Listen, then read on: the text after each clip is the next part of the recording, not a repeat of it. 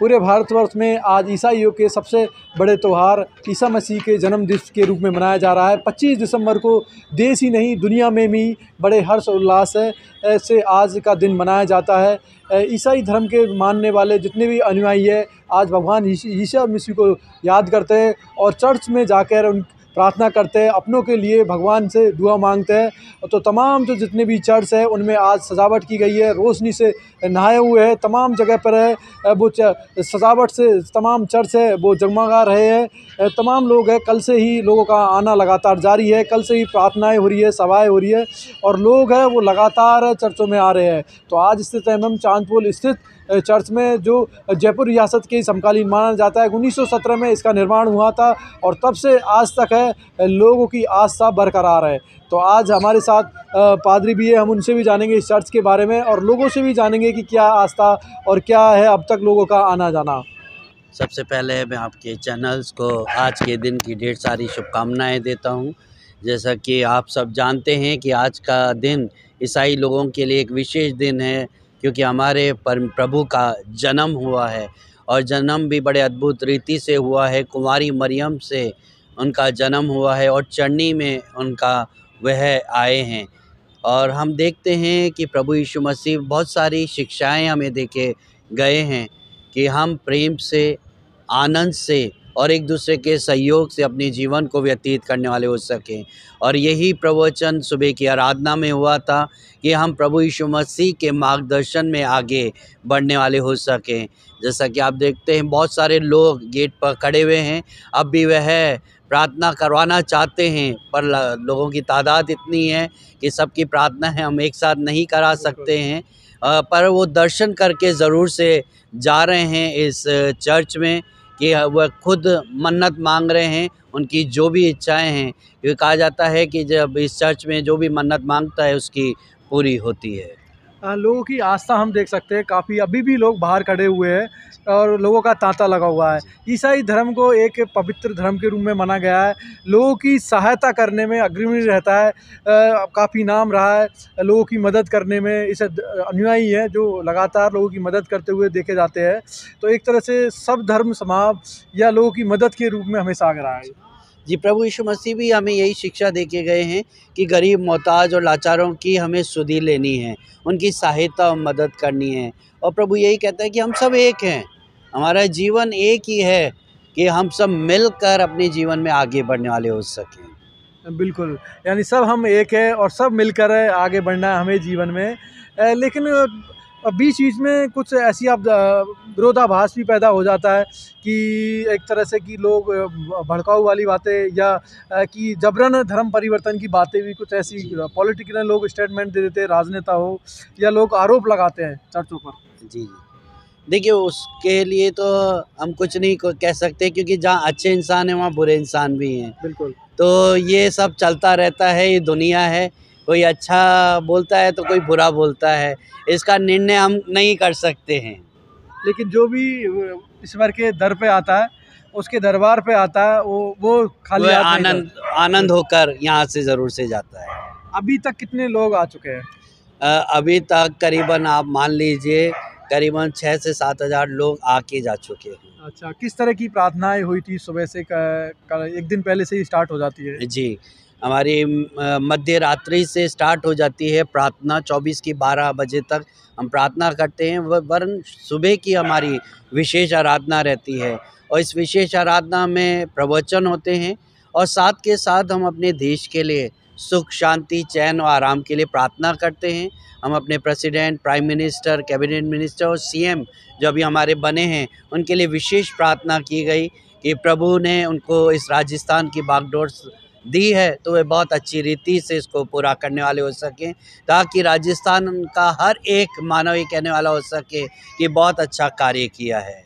अगर हम in church की बात करें तो काफ़ी पुराना माना जाता है। जब जयपुर रियासत की स्थापना हुई थी तब के समकालीन माना जाता है। जी, ये 1917 में बनाया गया ये चर्च है और आज 2023 साल हो गए, 106 साल वर्ष का ये चर्च बहुत पुराना चर्च है।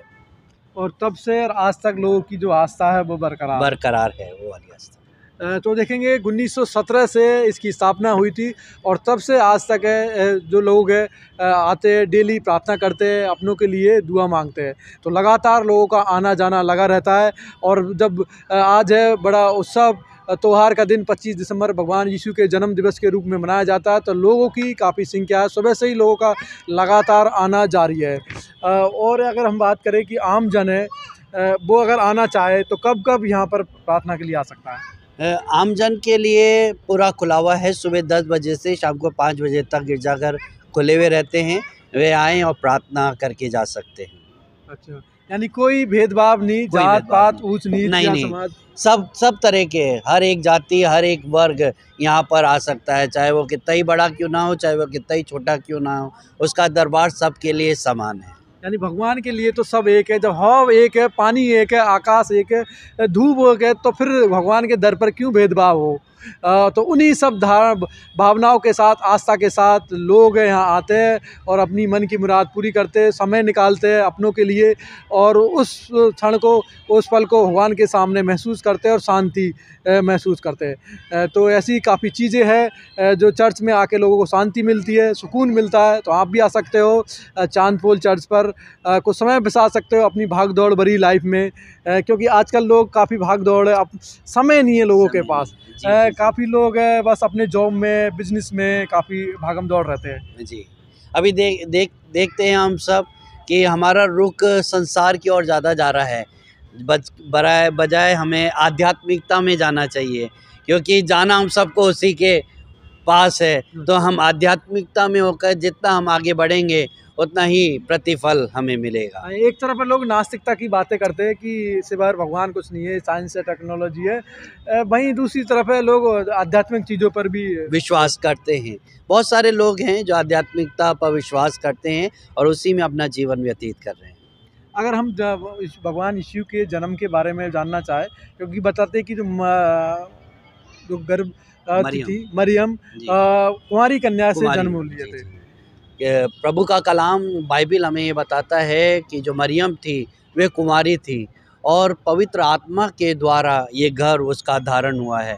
क्योंकि मनुष्य का पैदा होना एक आदमी और एक पुरुष से मिलकर ही होता है, पर ये प्रभु यीशु मसीह थे जो राजाओं का राजा, जो प्रभुओं का प्रभु है, ये पवित्र आत्मा के द्वारा उसके घर में आया ताकि ये बताने वाला हो सके कि मैं प्रभु हूँ।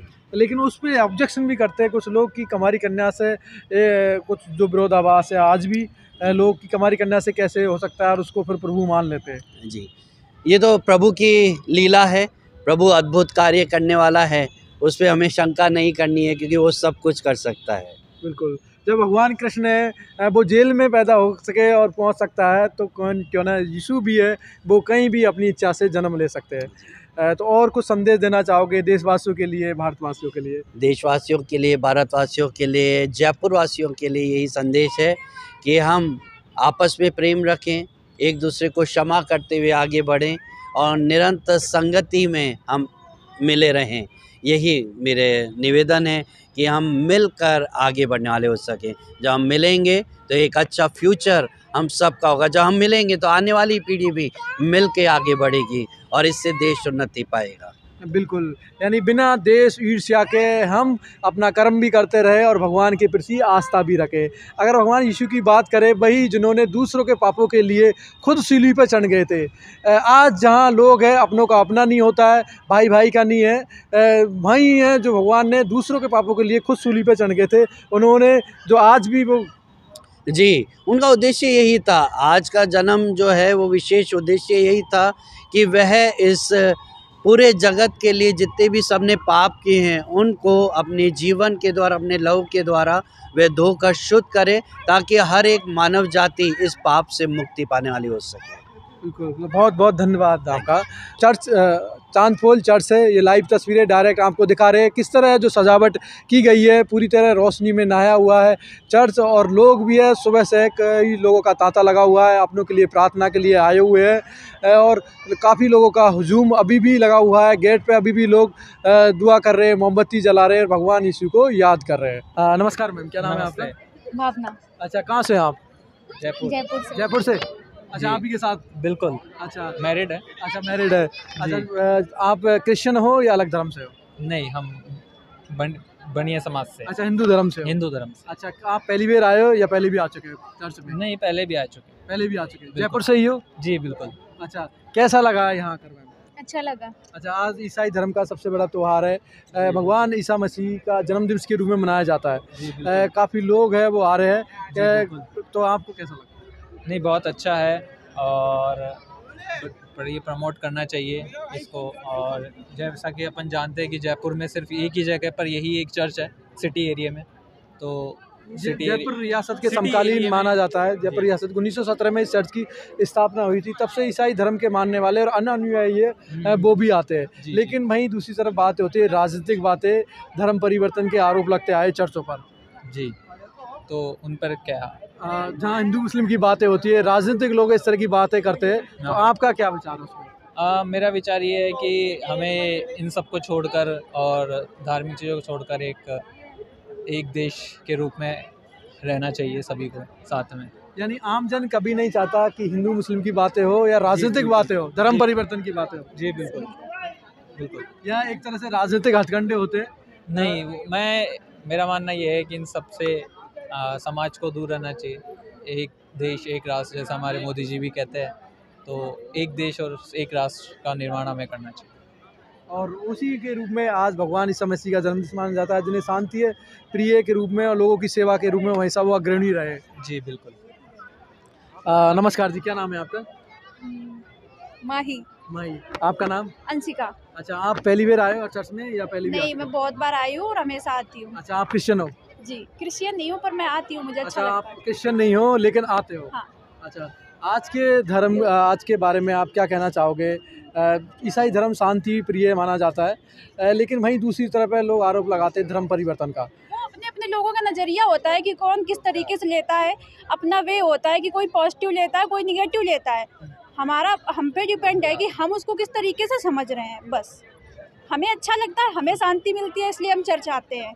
आपको कैसा लगा आज आकर यहाँ? हमें तो बहुत अच्छा लगता है, हमेशा अच्छा लगता है। हम संडे को भी आते हैं और हमेशा आते हैं और हमेशा हमें यहाँ सुकून मिलता है आके, और इंसान सुकून के पीछे ही भाग रहा है, बस इसलिए हम आते हैं। अच्छा, आप कितनी बार आ चुके हैं मैडम? मैं तो फर्स्ट टाइम आई हूँ इनके साथ। अच्छा, फर्स्ट टाइम आई है। हाँ, मैं इनकी फ्रेंड हूँ। अच्छा, तो आप जयपुर में ही रहते हो या बाहर से? हाँ, जयपुर में ही रहती हूँ। अच्छा, कैसा लगा आपको आकर यहाँ? मुझे बहुत अच्छा लगा। अच्छा, क्या कहना चाहोगे उन लोगों के बारे में जो राजनीतिक बातें करते हैं, प्रोपेगेंडा फैलाते हैं, हिंदू मुस्लिम की बातें करते हो या धर्म परिवर्तन की? नहीं, गलत है, किसी का धर्म गलत नहीं होता और भगवान तो एक ही है ना। हाँ, तो किसी का धर्म गलत नहीं बोलना चाहिए, मैं तो नहीं बोलती हूँ। यानी बनाने वाला एक है, एक पर हम ही है। कौन होते हैं भेदभाव करने वाले? वही तो, हम एक ही है, वही से पैदा हुए हैं। बिल्कुल बिल्कुल।